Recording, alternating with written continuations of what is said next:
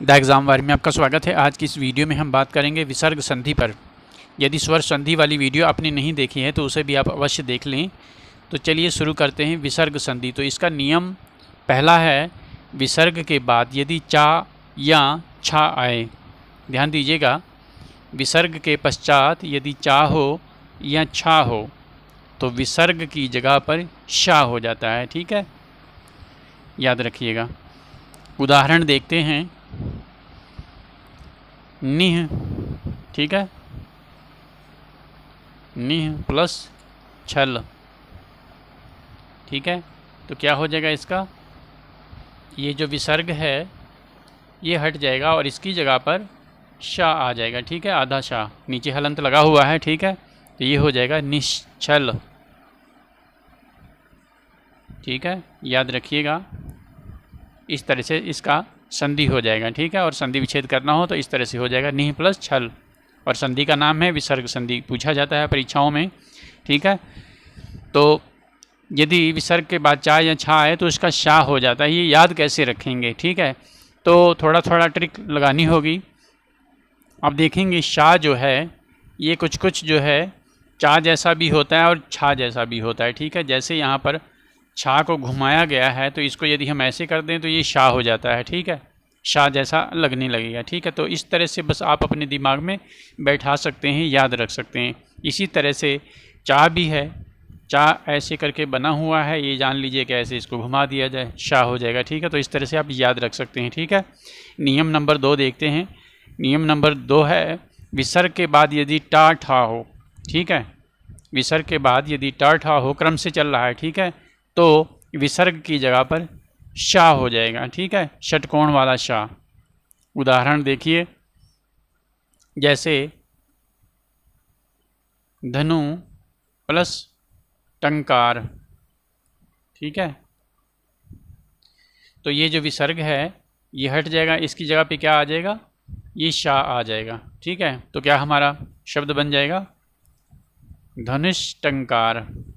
ठीक है, ये संधि हो गया। ठीक है, एक उदाहरण और ले लेते हैं, वेरी इंपॉर्टेंट उदाहरण है, दुह प्लस टा।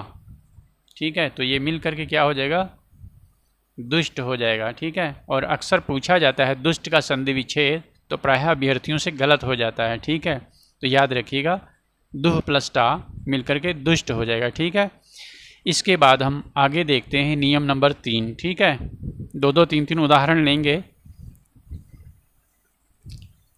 इसके बाद है नियम नंबर 3, विसर्ग के बाद यदि ता या था हो तो विसर्ग का सा हो जाता है। ठीक है, विसर्ग की जगह पर सा हो जाएगा। उदाहरण से समझते हैं, जैसे मन है, ठीक है, प्लस ताप। ठीक है, तो ये क्या हो जाएगा, मनस्ताप। ठीक है, आपने देखा जहाँ पे विसर्ग था उसकी जगह पर सा आ गया। ठीक है, ये नीचे हलंत लगा हुआ है, आधा सा होता है। ठीक है, ये और उदाहरण ले लेते हैं एक, जैसे दुह प्लस तर। ठीक है, तो यहाँ पे क्या हो जाएगा, दुस्तर। ठीक है, विसर्ग के बाद ता या था हो तो उसका सा हो जाता है। और उदाहरण ले लेते हैं, बहुत महत्वपूर्ण उदाहरण है और पूछा भी जाता है, नमः प्लस ते। तो आप समझ गए होंगे कौन सा शब्द बनेगा, नमस्ते। ठीक है, नमस्ते का संधि विच्छेद याद रखिएगा, नमः प्लस ते। ठीक है, और एक उदाहरण ले लेते हैं, निस्तेज। ठीक है, निह प्लस तेज। ठीक है, तो ये हो जाएगा निस्तेज। ठीक है, अब आप समझ गए होंगे, विसर्ग के बाद ता या था हो तो उसका सा हो जाता है। ठीक है, याद रखिएगा। अब इसको याद कैसे रखें, तो ता जो है आप देख रहे हैं ता, ठीक है, इसको यदि ऐसे कर दिया जाए तो ये सा हो जाएगा। ठीक है, इसी तरह से जो था है, था से भी सा बन जाता है। तो इस तरह से आप याद रख सकते हैं। नियम नंबर 4 देखेंगे, विसर्ग के बाद यदि श, स या सा हो, दंत सा, ठीक है, तो नो चेंज, कोई परिवर्तन नहीं होता है, या फिर परवर्ती शब्द का पहला वर्ण जो है वो आ जाता है। ठीक है, तो देखते हैं कैसे। याद रखिएगा, विसर्ग के बाद तीनों शा यदि हों तो कोई चेंजेस नहीं होता है। और यदि आप चेंजेस लाना चाहें तो क्या होता है देखिए, उदाहरण ले लेते हैं, निह प्लस संदेह, ये भी पूछा जाता है। ठीक है, तो क्या हो जाएगा, या तो ऐसे ही लिख दीजिए, ठीक है, निह संदेह, ये संधि हो गया। ठीक है, या फिर आप ऐसे लिख दीजिए निस्संदेह। ठीक है, ये भी सही है। तो दो तरह से इसकी संधि कर सकते हैं, याद रखिएगा। ठीक है, निह प्लस संदेह का निह संदेह लिख दिया, एज इट इज़ लिख दीजिए। ठीक है, ये या फिर आधा सा कर दीजिए। ठीक है, और उदाहरण ले लेते हैं, जैसे दुह, ठीक है, दुह प्लस संधि। ठीक है, तो इसका क्या हो जाएगा, दु, ठीक है, दुस्संधि। ठीक है, और या फिर एज इट इज लिख दीजिए दुह संधि, बीच में से प्लस चिन्ह हटा दीजिए। ठीक है, तो इस तरह से आपका नियम नंबर 4 हो गया। ठीक है, विसर्ग के बाद, विसर्ग है ये, विसर्ग के पश्चात आप क्या देख रहे हैं, सा है। ठीक है, इसी तरह से शाह हो या सा हो, षटकोण वाला। ठीक है, इसके बाद हम अगला नियम देखते हैं, नियम नंबर 5। ठीक है, नियम नंबर 5 में क्या है, विसर्ग के पहले, ध्यान दीजिएगा, विसर्ग के पहले इकार या उकार हो। ठीक है, इकार मतलब यहाँ पर जो ह्रस्व ई है, और उकार का मतलब होता है ह्रस्व ऊ। ठीक है, जिसे आप छोटा ऊ भी बोलते हैं। ठीक है, और विसर्ग के बाद का हो, खा हो, या पा हो, या फा हो। ठीक है, दो कंडीशन हैं, याद रखिएगा। पहली कंडीशन ये है कि विसर्ग के पहले इकार या उकार हो, और दूसरा विसर्ग के पश्चात का, ख, प, फ हो। तो क्या होगा, विसर्ग का जो है वो शाह हो जाता है। ठीक है, षटकोण वाला शाह। ठीक है, इसे आपको याद रखना होगा। ठीक है, उदाहरण देखते हैं, उदाहरण लेते हैं, निह प्लस कपट। ठीक है, निह प्लस कपट, तो आप देख रहे हैं यहाँ पर विसर्ग है। ठीक है, और विसर्ग के पहले क्या है, ये आप मात्रा देख रहे हैं, कौन सी है, इकार है। ठीक है, ह्रस्व ई की मात्रा है। तो पहली कंडीशन पूरी हो गई इसमें। उसके पश्चात क्या कह रहा है, विसर्ग के पश्चात। ठीक है, यानी कि इसके पश्चात इधर का हो, तो यहाँ पे देख रहे हैं का है, तो क्या हो जाएगा, विसर्ग की जगह पर, यानी कि ये जो विसर्ग है इसकी जगह पे क्या हो जाएगा, शाह हो जाएगा आधा। ठीक है, तो कैसे बनेगा शब्द, ये हो जाएगा निष्कपट। ठीक है, ये आपका संधि हो गया। ठीक है, और ले लेते हैं एक उदाहरण। ठीक है, निह प्लस फल। ठीक है, फा वाला उदाहरण ले लेते हैं। ठीक है, विसर्ग है। ठीक है, ये फा आ गया यहाँ पर, तो ये क्या हो जाएगा, निष्फल। ठीक है, निष्फल, इस तरह से हो जाएगा। ठीक है, इसी तरह से बही प्लस कार ले लेंगे तो बहिष्कार हो जाएगा। ठीक है, बहुत सारे उदाहरण हैं। ठीक है, एक और ले लेते हैं, निह प्लस पाप, पा वाला। ठीक है, निह प्लस पाप, तो अब इनको ऐड करेंगे तो क्या हो जाएगा, निष्पाप। ठीक है, इनकी संधि क्या हो गई, निष्पाप। ठीक है, आसान है। इसके बाद हम अगला देखते हैं, नियम नंबर 6। नियम नंबर 6 क्या कहता है, विसर्ग के पहले इकार या उकार हो, और विसर्ग के पश्चात रा हो। ठीक है, तो विसर्ग का लोप हो जाएगा, पहली बात। ठीक है, कंडीशन ऊपर वाली ही है, पहली वाली, विसर्ग के पहले इकार हो या फिर उकार हो, और विसर्ग के बाद ऊपर आपने देखा का, खा, प, फा हो, लेकिन यहाँ पर विसर्ग के बाद रा हो। ठीक है, तो जो विसर्ग है उसका लोप हो जाता है। ठीक है, हटा दिया जाता है। और दूसरी बात ये है, जो कि ह्रस्व ई है वो दीर्घ में बदल जाएगी, और जो ह्रस्व ऊ है वो दीर्घ ऊ में बदल जाएगा। ठीक है, अब उदाहरण लेते हैं इसका। ठीक है, उदाहरण लेते हैं,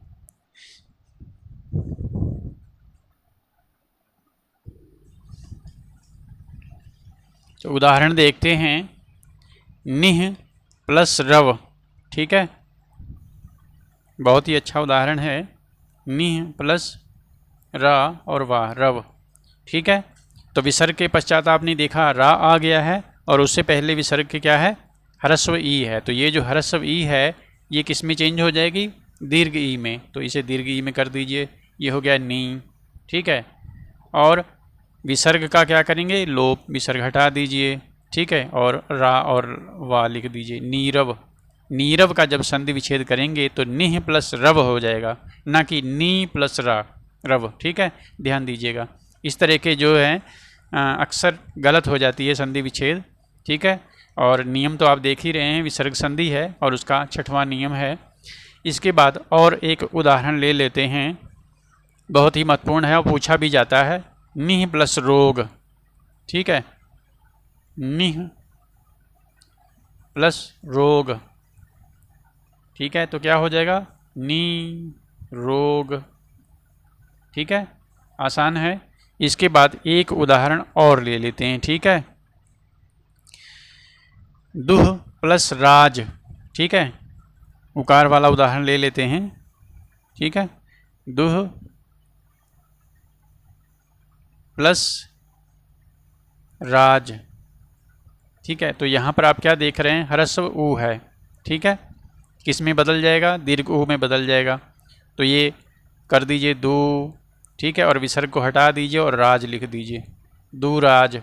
तो दूराज का संधि विच्छेद यदि करेंगे तो दुह प्लस राज हो जाएगा। ठीक है, नियम नंबर 6 के अकॉर्डिंग। इसके बाद हम अगला नियम देखते हैं, नियम नंबर 7। नियम नंबर 7 क्या कहता है, विसर्ग के पहले आ या ह्रस्व आ या दीर्घ आ के अतिरिक्त कोई अन्य स्वर हो। ठीक है, विसर्ग के पहले आ ह्रस्व हो या दीर्घ हो, इसके अतिरिक्त कोई अन्य स्वर होना चाहिए। ठीक है, और विसर्ग के पश्चात या तो स्वर हो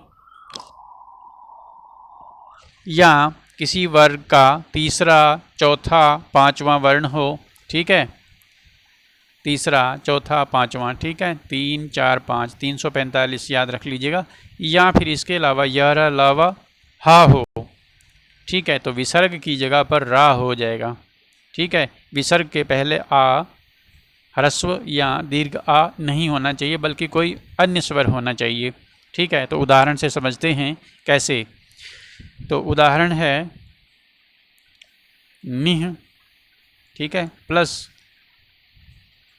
उपाय। बहुत ही महत्वपूर्ण ये नियम है, निह प्लस उपाय। तो नियम यहाँ पे क्या है, देखिए, विसर्ग के पहले आ या ह्रस्व या दीर्घ आ नहीं है, कोई अन्य स्वर आ गया। ठीक है, उसके पश्चात क्या है, किसी वर्ग का तीसरा, चौथा या पांचवा वर्ण। ठीक है, या फिर या, रा, लावा, हा हो, या फिर स्वर हो। ठीक है, स्वर भी हो सकता है, या फिर 345 वाला नियम, या फिर इनमें से 3 है, याद रखिए। तो ये ऊ जो है ह्रस्व, ये क्या है, स्वर हो गया। तो यहाँ पर क्या होगा, विसर्ग का लोप हो जाएगा, इसकी जगह पे क्या आ जाएगा, रा हो जाएगा। ठीक है, तो यहाँ पर ह्रस्व ऊ है तो मात्रा भी वैसी ही लग जाएगी, ह्रस्व ऊ वाली। ठीक है, तो हमारा क्या बन जाएगा, निरूपाय। समझ में आ गया। इसके बाद और लेते हैं एक उदाहरण। ठीक है, निह, ठीक है, प्लस जल। तो जल कौन सा है, तीसरा वर्ण हो गया। ठीक है, च, छ, ज, तीसरा जा हो जाता है। ठीक है, चवर्ग में। तो इसका क्या हो जाएगा, सिंपल है, विसर्ग हटा दीजिए, रा लगा दीजिए, निर्जल। ठीक है, निर्जल हो गया। इसी तरह से और एक उदाहरण आपके दिमाग में आ गया होगा, निह प्लस धन मिल करके क्या हो जाएगा, निर्धन। ठीक है, तो याद रखिएगा, निर्धन का संधि विच्छेद जब पूछा जाए तो निह प्लस धन हो जाएगा। ठीक है, नीर प्लस धन मत करिएगा, गलत हो जाएगा, नियम नंबर 7 के अकॉर्डिंग वो गलत हो जाएगा। ठीक है, इसके बाद और उदाहरण लेना चाहें तो निह प्लस अपराध। ठीक है, अक्सर जो है शुद्ध अशुद्ध में ये पूछा भी जाता है और पूछा भी गया है आरओ के एग्ज़ाम में, निह प्लस अपराध। तो जो शब्द बनेगा वो क्या हो जाएगा, आप देखिए यहाँ पे नियम काम आ गया, निरपराध। ठीक है, निरपराध, तो ये शब्द होता है, ठीक है। निरापराध नहीं होता है, निरपराध होता है। तो इसी तरह से आप संधि या संधि विच्छेद कर लेंगे, ठीक है। इसके बाद हम अगला देखते हैं, नियम नंबर 8। नियम नंबर 8 क्या है? विसर्ग के पहले आ हो, ठीक है। ऊपर वाले नियम से मिलता जुलता है, लेकिन वहाँ पे था कि आ या ह्रस्व या दीर्घ आ के अतिरिक्त हो, लेकिन यहाँ पे कह रहा है कि विसर्ग के पहले आ हो, ह्रस्व आ, और विसर्ग के पश्चात तीसरा चौथा पांचवा हो या फिर 11 लावा हो, ठीक है। तो आसान है याद रखना। तो विसर्ग की जगह पर क्या हो जाएगा आपका? ओ हो जाएगा, ठीक है। विसर्ग की जगह पर ओ आ जाएगा, ठीक है। उदाहरण देखते हैं, मन है, ठीक है, प्लस हर। तो आप समझ गए होंगे कि विसर्ग के पहले क्या है? आ है, ठीक है, और विसर्ग के पश्चात तीसरा चौथा पांचवा या फिर 11 लाहा, तो ये वाला नियम लागू हो रहा है। हा है यहाँ पर आप देख रहे हैं, ठीक है। तो विसर्ग की जगह पर क्या होगा? विसर्ग का लोप हो गया, उसकी जगह पर ओ आ जाएगा ही, ओ, ठीक है, यानी कि ओ की मात्रा लग जाएगी। तो ये क्या हो जाएगा? ओ की जो मात्रा लगेगी वो किस में लगेगी? ना में लगेगी, तो मनोहर, ठीक है। ये आपका संधि हो गया, ठीक है। तो मनोहर का यदि संधि विच्छेद करना हो तो क्या हो जाएगा? मन है प्लस हर, ठीक है। और नियम पूछा जाए तो नियम नंबर 8 है, विसर्ग के पहले आ हो और विसर्ग के पश्चात तीसरा चौथा पांचवा वर्ण हो या फिर 11 लावा हा, ठीक है, अंतस्थ व्यंजन और हा। इसके पश्चात और एक उदाहरण ले लेते हैं, सर, ठीक है, बहुत ही इम्पॉर्टेंट ये भी उदाहरण है, सर प्लस वर, ठीक है, सर है प्लस वर। तो आप देखेंगे वाह आ गया यहाँ पर, ठीक है। तो क्या हो जाएगा? रा में मात्रा लगा दीजिए ओ की, सरोवर। सरोवर का यदि संधि विच्छेद करने को आ जाए तो क्या करेंगे? सर है प्लस वर, ठीक है, याद रखिएगा। बहुत से अभ्यर्थी इसको गलत भी कर लेते हैं, ठीक है, सरो प्लस वर कर देते हैं या सर प्लस अवर कर देते हैं, जो कि गलत हो जाता है, ठीक है। विसर्ग संधि नियम नंबर 8, सर है प्लस वर, ठीक है। और एक उदाहरण अच्छा है, वो भी ले लीजिए, सरोज का, ठीक है, सर, ठीक है, सर है प्लस ज, केवल जा, ठीक है। तो ये क्या हो जाएगा? इसमें मात्रा लगा दीजिए ओ की, और ये कौन सा नियम लागू हो रहा है यहाँ पर? तीसरा चौथा जा, चवर्ग में तीसरा वर्ण आ गया यहाँ पे जा, तो ये हो जाएगा आपका सरोज। सरोज का यदि संधि विच्छेद करना हो तो सरह प्लस जा हो जाएगा, ठीक है, याद रखिएगा, वेरी इंपॉर्टेंट है। इसके बाद हम अगला नियम देखते हैं, ठीक है, नियम नंबर 9, ठीक है। नियम नंबर 9 क्या कहता है? बहुत ही आसान है, विसर्ग के पहले आ हो और विसर्ग के बाद भी आ हो, ठीक है। विसर्ग के पहले भी आ, विसर्ग के पश्चात भी आ, तो विसर्ग की जगह पर ओ हो जाएगा, जैसा कि आप ऊपर भी देखे हैं। और जो विसर्ग के पश्चात वाला आ है उसकी जगह पर लुप्ताकार आ जाएगा, ठीक है। जो एस जैसा चिन्ह होता है, बहुत से अभ्यर्थियों को पता नहीं होता है, वो इन्हें आ समझते हैं, आ तो समझते ही हैं, लेकिन एक्चुअल में इसे कहा क्या जाता है ये उन्हें नहीं पता होता। तो याद रखिएगा, इसे लुप्ताकार कहा जाता है, ठीक है। तो चलिए उदाहरण देखते हैं। तो उदाहरण में हम देखेंगे, बहुत ही महत्वपूर्ण उदाहरण है इसका भी, जैसे प्रथमः प्लस अध्याय, संस्कृत से है ये, ठीक है। तो क्या होगा? इसका हो जाएगा प्रथमोध्याय, ठीक है, प्रथमोध्याय यही कहा जा रहा है, ठीक है। लेकिन बीच में एक चीज़ मिस की, जो कि नियम है, जो यहाँ पर आ है इसकी जगह पे क्या आ जाएगा? ये वाला वर्ण आ जाएगा, लुप्ताकार, ठीक है। तो इस तरह से लिखना है, याद रखिएगा, प्रथमो अध्याय, ठीक है, ऐसे लिखा जाएगा, ध्यान रखिएगा, ठीक है। इसके बाद एक उदाहरण और ले लेते हैं, मन है, ठीक है, मन है प्लस अनीत, ठीक है। तो विसर्ग का लोप हो जाएगा, विसर्ग की जगह पे क्या आ जाएगा? ओ आ जाएगा, तो ये हो जाएगा मनो, ठीक है। और इस आ की जगह पे क्या आ जाएगा? लुप्ताकार आ जाएगा, ठीक है, मनोनीत, ठीक है, ये नियम के अकॉर्डिंग ये वर्ण आपका बन जाएगा, ठीक है, ऐसा आ गया बीच में मनोनीत। लेकिन पुस्तकों में आपने प्रायः देखा होगा मनोनीत ऐसे भी लिखा हुआ है, ठीक है। तो यदि व्याकरण की दृष्टि से हम देखें, व्याकरण पे यदि जाएं तो सही वर्ण आपका सही शब्द ऐसे बनेगा, ठीक है, लुप्ताकार का चिन्ह बीच में आएगा, ठीक है। और यदि कहें कि चलता है, ठीक है, प्रचलन में आ गया है शब्द, तो आप ऐसे भी लिख सकते हैं, ठीक है। कहीं कहीं अपवाद भी होता है या कहीं कहीं शब्द प्रचलन में भी आ जाते हैं। इसके बाद हम अगला देखेंगे नियम नंबर 10, जो कि आखिरी नियम है। विसर्ग के पश्चात आ के अतिरिक्त कोई अन्य स्वर होना चाहिए तो विसर्ग का लोप हो जाता है, ठीक है। विसर्ग के पश्चात आ ना आए, कोई अन्य स्वर हो तो विसर्ग का लोप हो जाता है, ठीक है, यानी कि हटा दिया जाता है उसको, ठीक है। तो उदाहरण देख लेते हैं।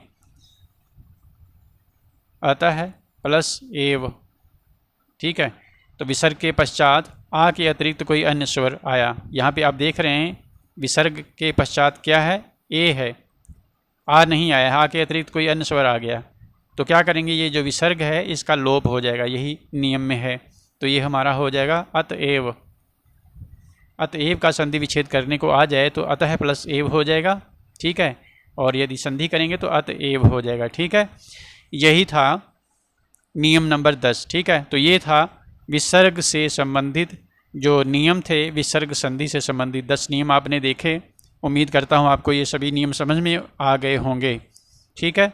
इन्हें याद रखिएगा, रिवीजन भी कर लीजिएगा। कोई डाउट हो, कोई क्वेरीज़ हो तो आप हमें कमेंट कर सकते हैं, ठीक है। चैनल पर पहली बार आए हों तो चैनल को सब्सक्राइब आप अवश्य कर लीजिएगा। वीडियो को देखने के लिए आपका बहुत बहुत धन्यवाद। आपका दिन शुभ हो।